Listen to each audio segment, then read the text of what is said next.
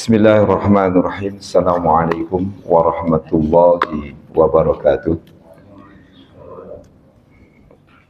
Alhamdulillahil malikil mannan. Wassalatu wassalamu ala sayyidina Muhammadin waladi Adnan wa ala alihi wa ashabihi wa tabi'ihi ala mamarriz zaman.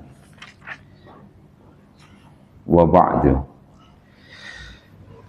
Alhamdulillah, untuk yang kesekian kalinya kita masih diberikan kesempatan oleh Allah Subhanahu wa taala untuk terus mondar-mandir ke Masjid Hubul Huda dalam rangka menegakkan sholat 5 waktu. Tentunya kita mengharapkan yaitu bisa melakukan sholat berjamaah dengan para muslim yang lainnya. Baiklah, kita awali pertemuan kita pada malam hari ini dengan sama-sama kita bertabaruk baca suratul Fatihah dengan harapan yang pertama, Allah senantiasa menetapkan keimanan, keislaman, dan ketakwaan kita selalu dalam keberkahan usia kita. Kemudian yang kedua, kita doakan bagi saudara-saudara kita yang dalam keadaan sakit, berbaring di rumah sakit, semoga Allah Subhanahu wa taala angkat penyakitnya, diberikan kesehatan, sehat walafiat jasmani rohaninya, dapat melaksanakan ibadahnya dengan sebaik-baiknya, menjalankan perintah Allah dan menjaga rahmat-Nya. Kemudian yang ketiga, kita doakan juga khususnya untuk anak-anak dan cucu kita menjadi anak-anak dan cucu yang soleh-solehah, berbakti kepada Allah, kepada Rasulnya, kepada kedua orang tuanya, kelak menjadi anak yang bermanfaat, berguna bagi nusa agar mana masa. Kita doakan juga bagi saudara-saudara kita yang punya hajat, punya satu hajat lah ya, keperluan yang mungkin diharapkan untuk bisa direalisasikan. Mudah-mudahan Allah Subhanahu wa taala realisasikan dengan baik dan penuh dengan keberkahan. Dan tentunya yang terakhir kita doakan anak-anak dan cucu kita yang dalam keadaan menuntut ilmu ya atau dalam bekerja, semoga Allah Subhanahu wa taala senantiasa berikan kemudahan di dalam menuntut ilmu dan juga mencari nafkah dan penghidupannya. Ala hadhihi niyyah wa likulli niyatin shalihah. Al-Fatihah. A'udzu billahi minasyaitonir rajim. Bismillahirrahmanirrahim. Alhamdulillahi rabbil alamin. Arrahmanir rahim. Maliki yaumiddin. Iyyaka na'budu wa iyyaka nasta'in. Ihdinas siratal mustaqim. Siratal ladzina an'amta 'alaihim ghairil maghdubi 'alaihim waladdallin. Amin. Al-babu thaminu fil masajidi wa fihi fusulu salasatin. Bab yang ke-8 tentang masjid Allah. Di dalamnya terdapat 3 pasal. Pasal yang pertama, al-faslul awwalu fi fadlil masajid wa syai' ilaiha. Pasal pertama tentang keutamaan masjid dan juga berjalan menuju ke masjid. Nah, itu ada keutamaannya. Namun nanti dalam penyebutan hadis atau ayat ada beberapa hal yang kita bahas, ya kita sampaikan nanti. Tidak hanya berkaitan dengan keutamaan masjid itu sendiri. Kita sampai pada saat itu kalau nggak salah hadis ya yang diriwayatkan oleh sahabat Nabi yaitu Abu Hurairah. An Abi Hurairah radhiyallahu anhu anin Nabi sallallahu alaihi wasallam qala, bersabda, fuddiltu alal anbiya'i bisittin. Fuddiltu ay faddalani rabbi alaihim bisittati umurin. Nah, ini dalam penjelasannya gitu, yaitu aku diberikan kelebihan ya Kalau di sini Allah melebihkan, Tuhanku melebihkanku atas para nabi-nabi dengan 6 hal, 6 perkara. Jadi aku diberikan kelebihan terhadap para nabi dengan 6 perkara, 6 hal. Yang pertama, uktitu jawami'al kalimi. Uktitu, aku diberikan oleh Allah, yaitu Nabi Muhammad SAW di sini.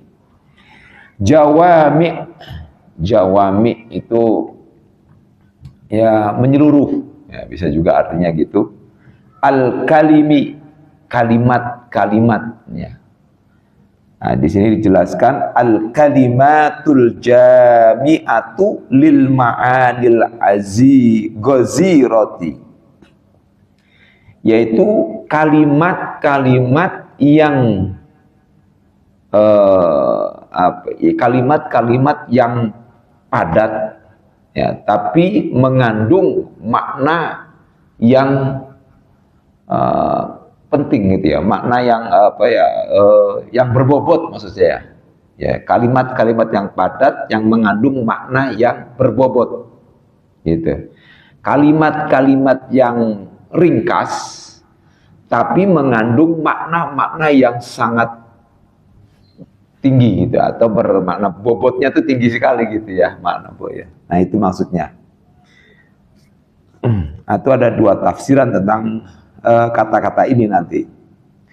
Kahaditsin, sebagai contoh ya, kalimat itu padat tapi mengandung makna yang berbobot. Nah, seperti ucapan Rasulullah, yaitu suatu hadis yang berbunyi min husni islamil mar'i tarkuhu ma la ya'nihi. Termasuk, nah, min ini bisa artinya termasuk atau dari, ya bisa juga ya. Min husni islamil mar'i, termasuk baiknya Islamnya seseorang, ya. Min husni islamil mar'i, dianggap baik ya Islamnya seseorang, maksudnya gitu ya. Tarkuhu ma la, meninggalkan apa ya la yaknihi, yang bukan urusannya. Nah, ini kan maknanya padat, tapi maksudnya kata-katanya ya singkat ya, singkat ya, singkat tapi padat, maknanya berbobot ya. Apa ya, oh ya, maksud saya gini, kalimatnya singkat bermakna padat dan berbobot gitu ya. Maaf ya, padat dan berbobot ya. Bisa juga ya ringkas, padat, tapi maknanya banyak gitu loh. Ya, bisa juga bermakna yang macam-macam gitu. Ya, kalimat yang ringkas, padat, bermakna mengandung arti yang berbobot gitulah. Gitu. Nah, begitu maksud saya, gitulah. Ini kan kalau diartikan gitu ya, dalam dimasukkan atau diaplikasikan dalam kehidupan sehari-hari kita, artinya dianggap orang muslim itu baik keislamannya kalau dia enggak mengurusi urusan orang lain dalam hal yang bukan urusannya dia gitu. Ya, kadang-kadang kan ada itu ya, orang yang suka ngerecokin kita gitu ya. Ada aja, ya kan? Ya, kepo. Nah, istilahnya lo sekarang mah kepo ya kali ya. Kepo. Anak-anak Gen Z sekarang luar biasa ya, Gen Z. Kepo. Ya, sehingga apalagi dengan adanya medsos, adanya macam-macam ya. Apalagi sekarang ada AI. Wah, itu luar biasa itu. Semakin dibikin apa ya? Tapi itu keniscayaan ya, bagaimana anak-anak sekarang memang ya mau nggak mau dia sudah masuk ke dalam dunia AI itu ya. Apapun dia bisa gunakan itu untuk menciptakan sesuatu gitu, luar biasa. Bahkan ya dalam pembelajaran pun bisa gitu digunakan. ChatGPT aja tuh saya tuh ya, ChatGPT kalau saya kita install gitu ya. Contek ya, bener juga. Bener Pak. Itu kan bisa digunakan untuk buat nyontek, juga bisa digunakan untuk ya kalau itu yang buruknya ya. Tapi kalau yang baiknya itu juga misalnya kita bisa ngobrol gitu dengan menggunakan bahasa Arab, katakanlah bisa ngomong bahasa Arab yang aslinya itu kita sambil jawab itu bisa gitu. Luar biasa ya. Udah ini ya udah canggih lah ibaratnya kalau ini. Nah, baik kita lanjutkan. Juga ada hadis yang juga sama, yaitu kalimatnya ringkas, padat, berbobot. Nah gitu aja kali ya. Yaitu almar'u ma'aman ahabba. Seseorang itu bersama orang yang dicintainya, ya, kemanapun, sampai kepada nanti masuk kepada misalnya masuk ke surga atau masuk ini juga kepada orang yang dicintainya, yang disayanginya gitu ya. Jadi man ahabba di sini maksudnya tidak dalam arti cinta dalam arti yang tanda petik ya, tapi ini cinta dalam arti keislaman atau bisa juga ukhuwah Islamiyah. Ini juga bisa artinya itu. Artinya kalau ya mudahnya itu ya seseorang itu bisa diteliti, dia itu orang baik, apakah dia itu orang buruk, tanya aja sama keluarganya, kan gitu ibaratnya, ya kan? Boleh jadi di luar dia baik, luar di segala macam, di rumahnya belum tentu. Kadang-kadang gitu. Kadang-kadang ya. Pendapat anak itu kan kadang-kadang berbeda. Kadang-kadang kan ya. Siapa tahu kan itu. Ini boleh. Dan ini bisa dijadikan satu apa ya? Ibaratnya maknanya itu bisa dijadikan satu sandaran dengan hadis ini gitu. Terus contoh lain lagi misalnya. Ini juga sama. Ringkas, padat, berbobot. Yaitu contohnya la taghdab. Nah, Nabi pernah kan ngomong, ya Rasulullah misalnya. Ya, apa itu? Rasulullah mengatakan, kan ada seorang sahabat datang ke Nabi Muhammad, ya Rasulullah berikan aku nasihat. Rasulullah ngomong cuma la taghdab. Datang lagi, kok cuma itu doang sih gitu ya. Berikan aku nasihat. La taghdab. Sampai 3 kali. Jangan kamu marah, gitu doang. Jangan kamu marah. Tapi kan singkat, ya kan? Ringkas, padat, tapi berbobot. Dari itu aja kalau ditaatin, kemana aja kalau seandainya itu, dia akan bersifat lemah lembut. Dia tidak akan menyakiti orang. Dia tidak akan menganiaya orang. Dan dalam melakukan kegiatan pun, dia tidak akan tidak berbuat zalim kepada yang lainnya. Nah itu yang disebut itu ya, la taqrab. Wa sata'ti fil akhlaqi insyaallah taala. Nanti pembahasan tentang ini akan dibahas di dalam bab akhlak insyaallah. Ada nanti ya. Au al-muradu bi jawami'il kalimi ma yashmulul Qur'anu was sunnatu wa huwa aujah.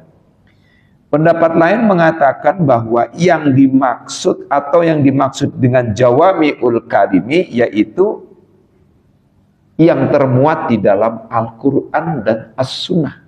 Nah itu. Yang di jawami'ul kalimi itu ya Quran ya Sunnah.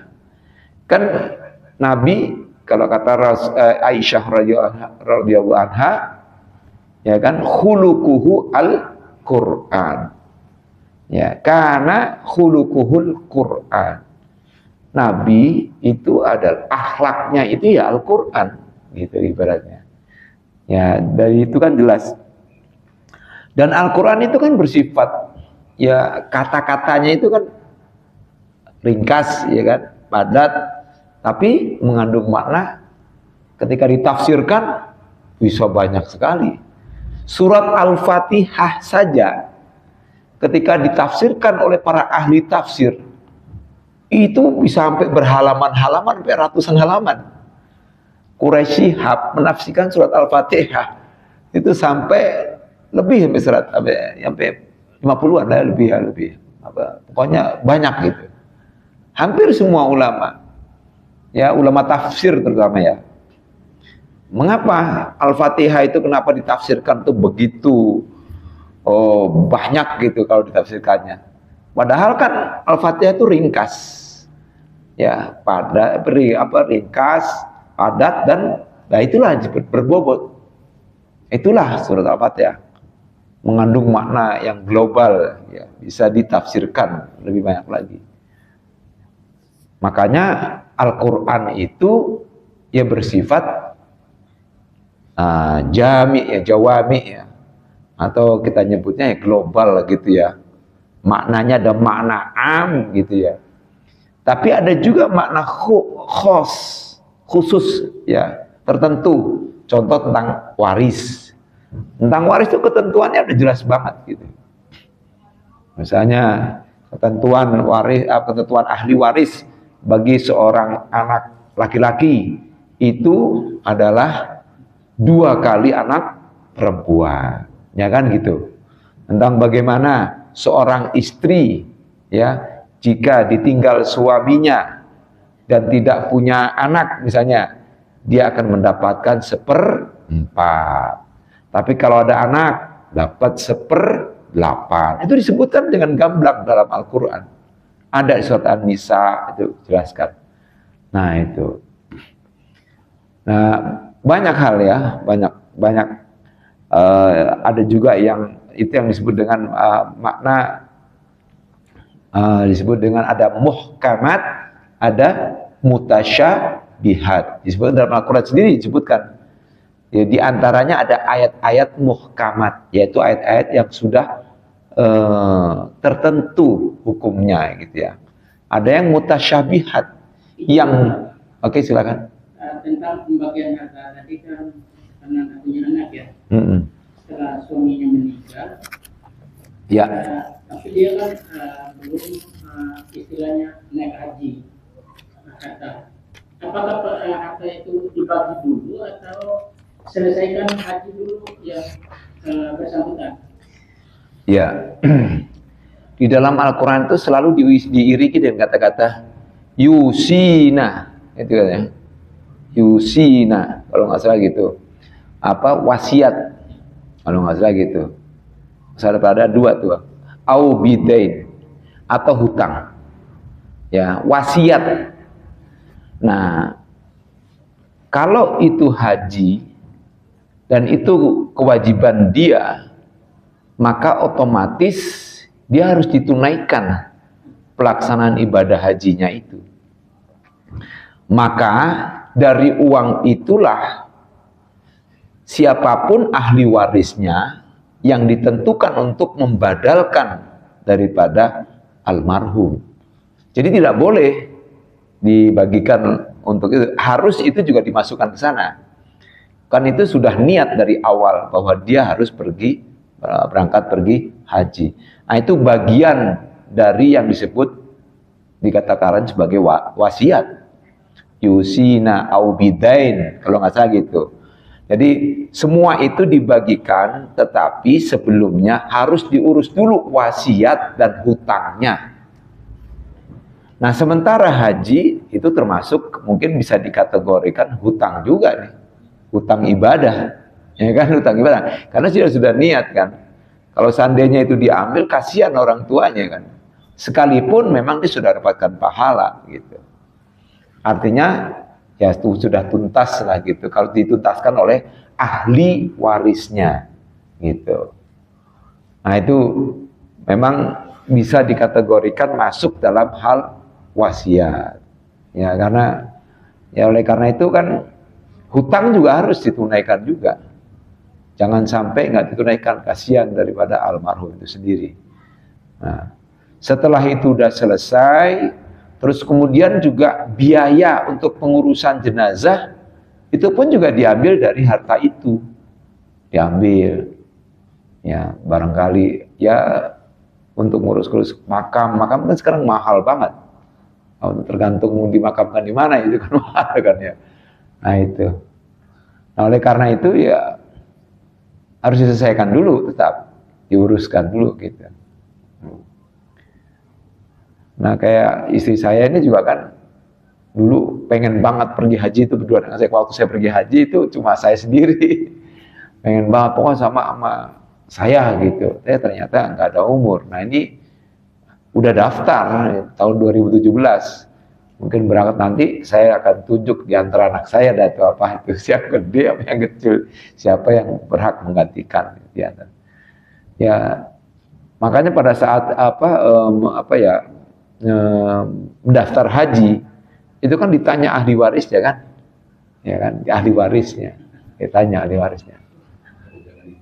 Ya, jangan dijual atau kemudian diambil atau diambil ya kan ongkosnya bisa kan mungkin karena alasan tidak mampu bisa aja kan, iya ditarik kembali dananya bisa juga, tapi kasihan itu jadi menjadi sudah niat daripada almarhum. Maka anak yang soleh, anak yang taat pada orang tuanya harus mengerti itu.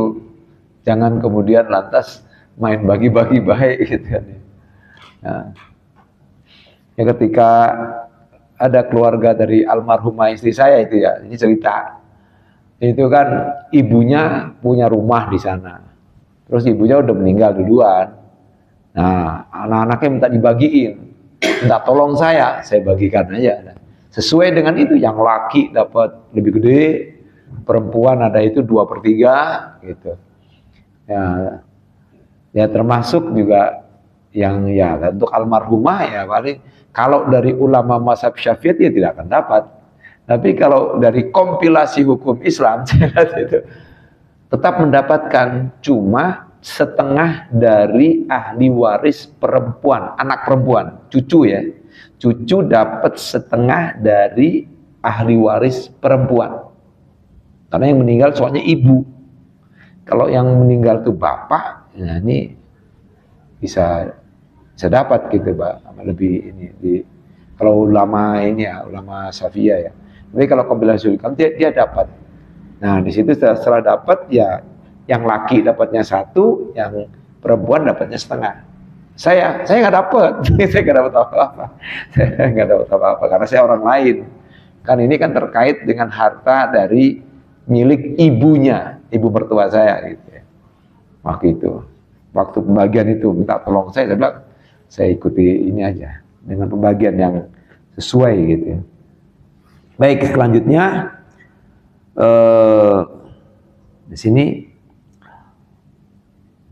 wa nusirtu birru'bi, dan aku ditolong oleh Allah dengan ru'bi, rasa takut.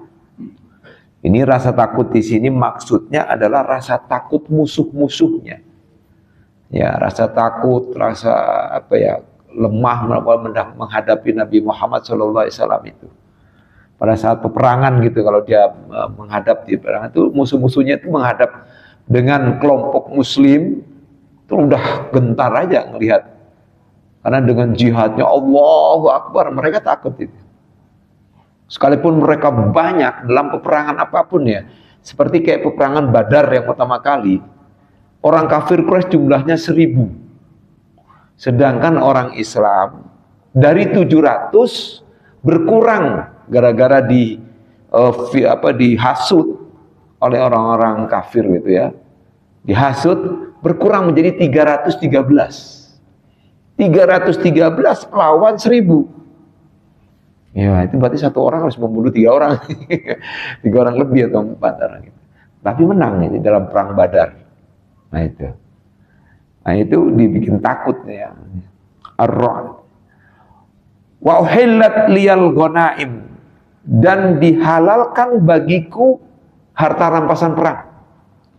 Dulu di zaman ini, di sini ada penjelasannya nanti ya. Oh, enggak ada ya.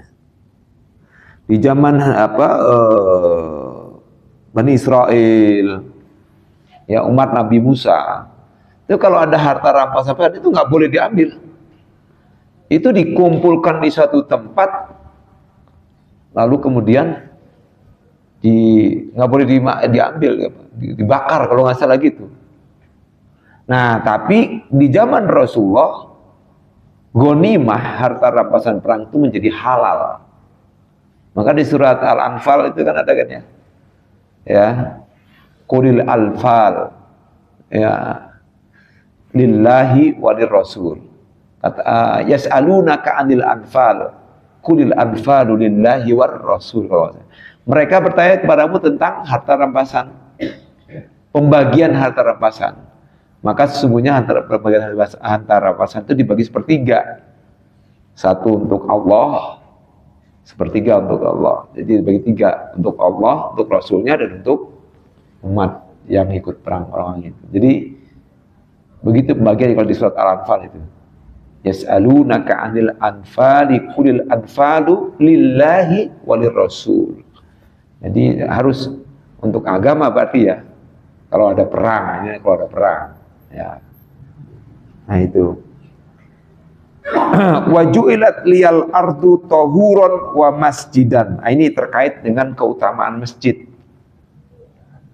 Dijadikan untukku al-ard, tanah, bumi, ya, tahuron, suci, ya, wa masjidan, dan masjid gitu aja, masjid atau tempat sujud.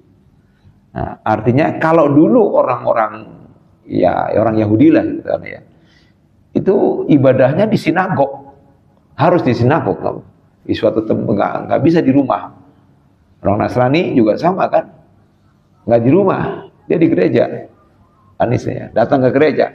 Kalau kita di rumah masih bisa beribadah, di tempat lapangan kita bisa, di pinggir jalan pada saat kalau di pinggir jalan juga bisa, tempat yang bersih, pokoknya tempat yang bersih.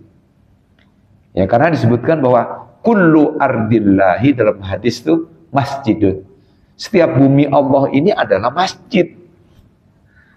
Mengapa dibikin bahwa bumi itu menjadi masjid? Artinya apa? Tidak ada halangan bagi orang mukmin, bagi orang muslim untuk tidak sholat.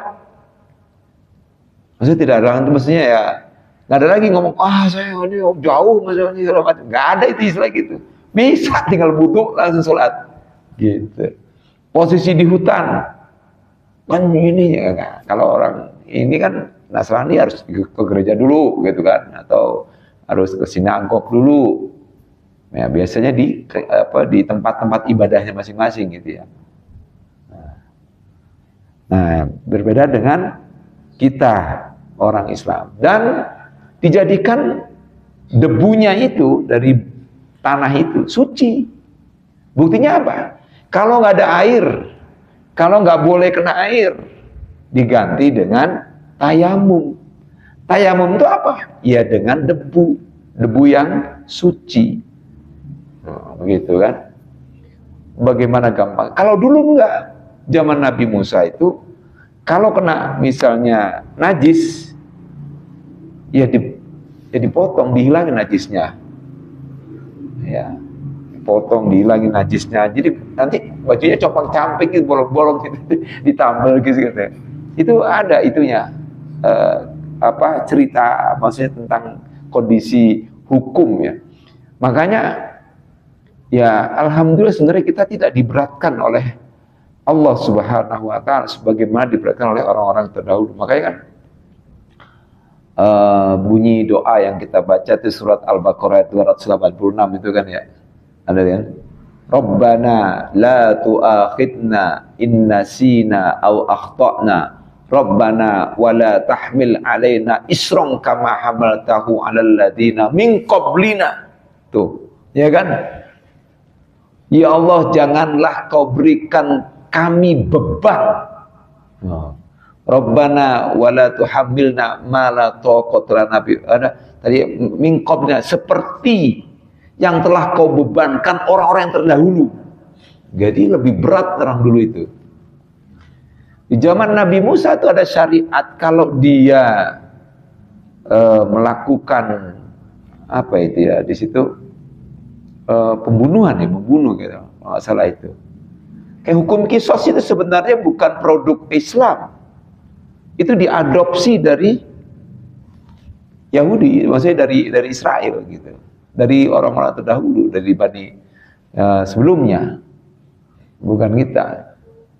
Oh iya, cara tobatnya kalau melakukan dosa besar, karena dalam Al-Quran surat Al-Baqarah itu, uktulu, ya, uktulun nafsa, ya, jadi membunuh dirinya sendiri. Jadi bunuh diri. Dulu tuh gitu.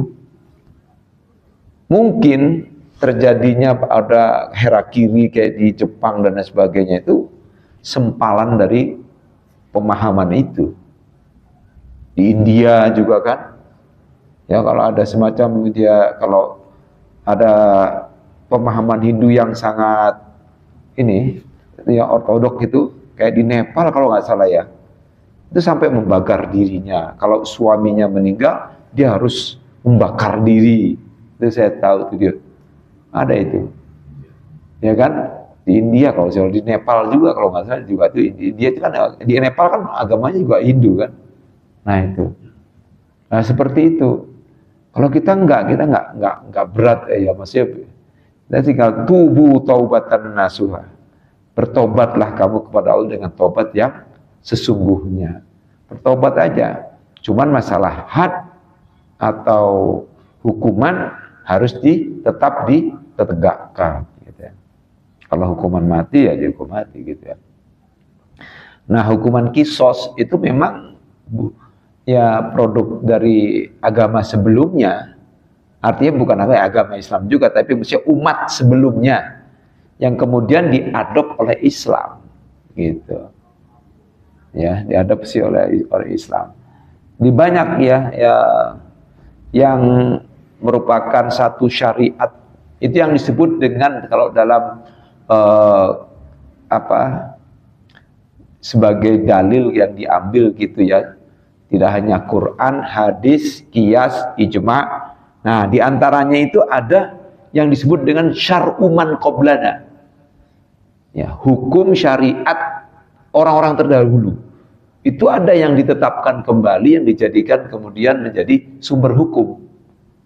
Kan sumber hukum itu Quran, hadis, terus qiyas. Kalau kalau ya ulama kan membagi seperti itu kalau di usul fikih itu ya. Qiyas, ijma ulama.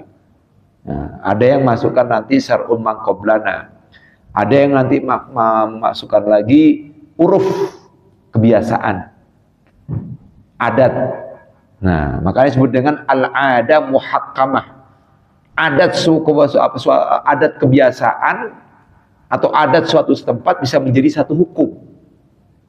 Ya kan? Kayak di Padang itu, perempuan dapat harta pusaka. Nah, itu ditetapkan oleh ulama-ulama sendiri. Kan di sini padahal ada datu kan itu kan ada buya-buya kan padahal ya. Tapi tetap saja sampai sekarang kan ada satu adat yang laki-laki nggak dapat apa-apa ya kan. Perempuan yang dapat harta pusaka, yaitu rumah gadang. Nah, cuman itu nggak boleh dijual, nggak boleh dijual, yaitu itu anak perempuan bisa dapat, ya, itu kan adat, maka disebutkan al-adah muhakkamah. Suatu adat kebiasaan bisa menjadi suatu hukum atau sumber hukum. Jadi kan itu. Nah itu. Jadi itu dikembangkan oleh ulama, ya, dikembangkan oleh ulama.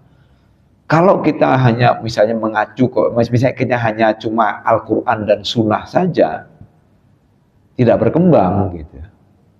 Karena ternyata semakin lama semakin banyak, sehingga banyak kitab-kitab yang dibuat oleh para ulama. Ya, kalau memahami secara Quran Sunnah saja gitu ya, tanpa ada kias, bingung kita. Bagaimana ketika kita menetapkan misalnya zakat fitrah, kita harus ngikutin Rasulullah di sana. Rasulullah di sana itu pakai gandum, ya kan gitu kan. Bingung kita di sini, kita harus beli gandum dulu. Nah, bahkan jangankan gitu, itu sudah dikias katanya, dianalogikan makanan pokok. Oh berarti makanan pokok sih beras, ya kan? Nah beras pun juga ada yang kemudian ulama itu ijtihad juga, kias juga, ijtihad dengan boleh diganti dengan uang. Tapi ada yang saklek, nggak mau diganti dengan uang. Cukup karena kiasnya itu analoginya makanan pokok. Akhirnya apa? Beli beras dulu, ditukar, baru dikasih beras. Jangan gitu kan istilahnya. Ada yang gitu. Nah itu kan kembali lagi kepada kias. Coba kalau nggak ada hukum-hukum itu, nggak akan berkembang, mentok, pasti mentok ya. Karena banyak hukum-hukum di dalam masyarakat, apalagi ketentuan-ketentuan misalnya ya apa itu, kayak misalnya uang elektronik, uang ini, itu kan bagaimana itu? Kan kalau dulu fikih itu kan harus kepegang, ya serah terima kan gitu. Nah ini uang elektronik terimanya bagaimana? Nggak gitu kan ya, harus ngeliat gitu kan. Itu pun gue kan harus lihat ini bener nggak kan. Kita aja dulu aja kita ragu ya dulu.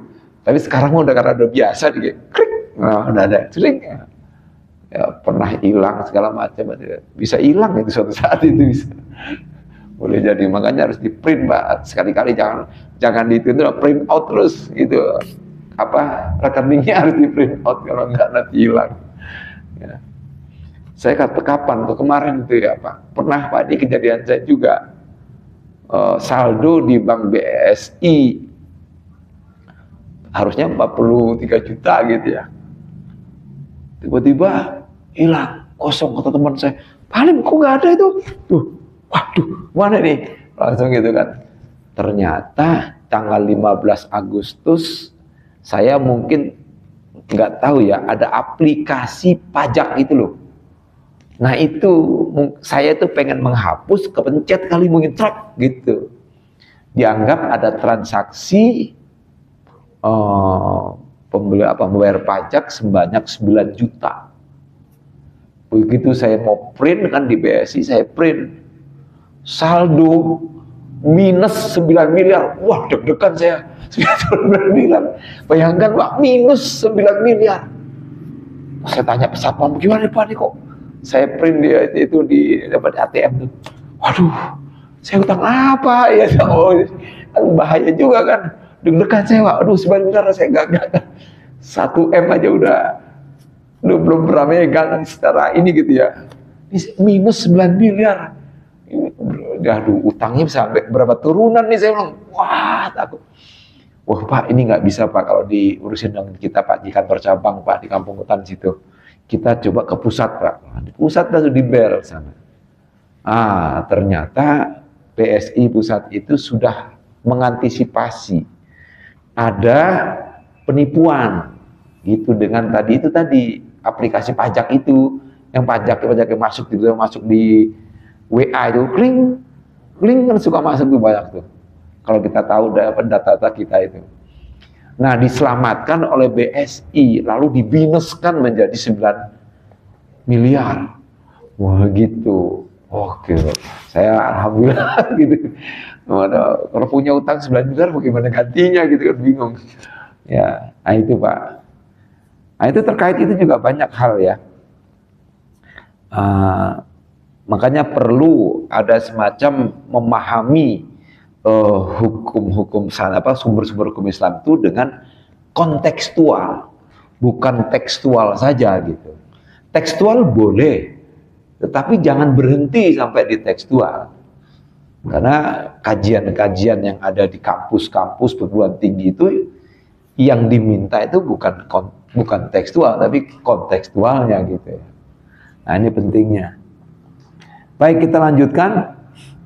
Wajuli budaya tahur masjidan wa ursiltu ilal khalqi kafatan, dan aku diutus untuk seluruh makhluk semuanya.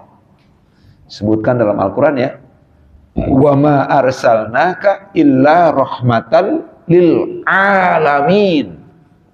Tidaklah ku mengutusmu hai Muhammad kecuali untuk rahmat seluruh alam. Berarti alam, semua alam. Alam langit, bisa juga alam kubur, alam, semua alam kan. Nah, berarti rahmat semua alam. Karena ya Allah dan para malaikat pun bersolawat kan kepada Nabi Muhammad Sallallahu Alaihi Wasallam. Dan Allah yang memang menghendaki itu kan, menghendaki Muhammad yang terpilih untuk menjadi orang yang benar-benar ya menjadi sebagai nabi terakhir ya. Ya. Kafatan wa khutima biyan nabiyun, dan aku menjadi penutup para nabi-nabi terdahulu. Ya, kan ada ayatnya. Surat Al-Ahzab ayat 40 kalau nggak salah. Maka Muhammadun aba ahadin min rijalikum walakin Rasulullah wa khataman nabiyyin. Nah, Muhammad itu bukanlah seorang bapak di antara kalian, tetapi Nabi Muhammad itu adalah utusan Allah dan penutup para nabi-nabi ya. Rasulullah utusan Allah dan juga penutup para nabi. Tapi orang India yang bernama Mirza Ghulam Ahmad memaknai khotam itu cincin. Khotam juga berarti cincin kan? Ada khotami, ini cincinku, khotam. Nah, akhirnya memproklamirkanlah dirinya sebagai nabi. Saya direstui oleh nabi. Ya, ini buktinya dia ya khotamun nabiyyin. Jadi cincinnya para nabi. Sehingga muncullah ya Mirza Ghulam Ahmad itu dengan apa tuh? Ahmadiyah Qadian ya. Kan ada Ahmadiyah Qadian, ada Ahmadiyah Lahore. Kalau Ahmadiyah Lahore itu masih menganggap Mirza Ghulam Ahmad itu sebagai ulama. Nah, tapi kalau Ahmadiyah Qadian itu menganggap nabi si Mirza Ghulam Ahmad itu. Ya. Ya wa khutiman nabiyyun, tiganya ada ya. Fala nabiyya ba'di ila sa'ah, maka tidak ada nabi setelahku sampai hari kiamat. Ini kata jelasan sih. Qala ta'ala wa khataman nabiyyin. Tadi ayatnya di surat Al-Ahzab ayat 40 tadi itu. Ya. Dia adalah penutup para nabi-nabi Muhammad. Wa kanat minal fadhaili listilzamiha kasratul itba'. Nah, di antara keutamaan atau kelebihan-kelebihan yang dimiliki oleh Rasul, diberikan oleh Allah kepada Nabi, yaitu banyaknya pengikut umat. Banyaknya umat. Walafdul Bukhari, dan ada redaksi yang disampaikan oleh Imam Bukhari. Bunyinya berbeda redaksinya itu. Kalau di redaksi ini 6, tapi di redaksi Imam Bukhari 5. U'titu khamsan lam yu'ti hinna ahadun minal anbiya'i. Diberikan aku 5 yang tidak diberikan semuanya itu seorang pun, salah satu orang pun dari para nabi. Bihadfi wa khatama biyan nabiyyun. Jadi redaksi yang disampaikan oleh Imam Bukhari tidak ada kata-kata khatama biyan nabiyyun. Jadi tidak ada bahwa aku adalah sebagai penutup para nabi. Ini redaksi yang dipakai oleh Imam Bukhari. Ini tanggungnya. Wa utitu jawabil kalami. Ya. Wa biziyadatin wa utitu, dan tidak ada juga kata-kata ini jawamiul kalimi, tetapi dengan ubahan yaitu dengan kata-kata wa utitu syafaati al-uzma. Aku diberikan oleh Allah izin untuk memberikan syafaat yang agung. Jadi Nabi Muhammad diberi izin oleh Allah untuk bisa memberikan syafaat atau pertolongan kepada umatnya. Wa taqaddamat hadi fil imani wal khamayat. Dan ini semua sudah pernah dibahas di dalam bab tentang iman. Nah, 5 yang disebutkan itu tidak akan menghilangkan 6 tadi yang sudah disebutkan.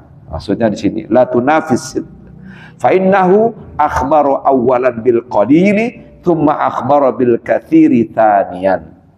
Jadi Rasulullah SAW itu memberikan pada awal mulanya memberikan informasi yang sedikit, kemudian memberikan diakhiri dengan memberikan informasi yang banyak.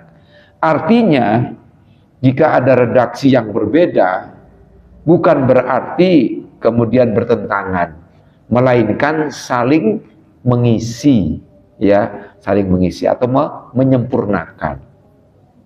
Itulah kemudian kita harus itu tadi al-jam'u, mengkompromikan dua dalil yang nampaknya bertentangan, baik dari dalam Al-Quran, ayat antara ayat, atau hadis dengan hadis, atau ayat dengan hadis, gitu.